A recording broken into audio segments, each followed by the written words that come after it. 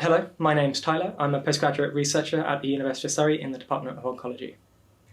My work involves comprehensively investigating the tumour microenvironment, known as the TME, in early non-muscle invasive bladder cancer. The aim of this is to try to manipulate this environment to improve the clinical outcomes in the patients. The TME in bladder cancer is a very complex environment filled with lots of different factors and immune cells, which can be manipulated with immunotherapies to improve the clinical outcomes in the patients. An established immunotherapy for high-grade non-muscle invasive bladder cancer is catheterized BCG vaccine. This vaccine is injected into the bladder following the resection of the bladder tumour.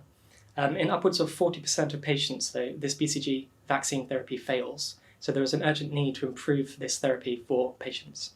We've been very fortunate in having strong collaborations with our clinical team over at Royal Surrey County Hospital, and through them they've been able to provide us with preserved bladder cancer tissues and also help guide the research to try and make it more clinically translatable.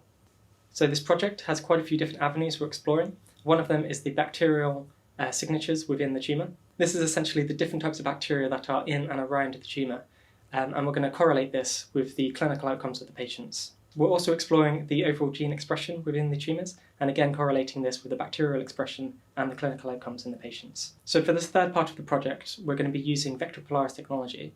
This is a really powerful imaging technology which allows us to explore up to 9 different immune cell types within the same clinical sample. Using this piece of technology, we'll be able to investigate how the immune cell profiles change pre and post BCG therapy in the patient's tumour samples.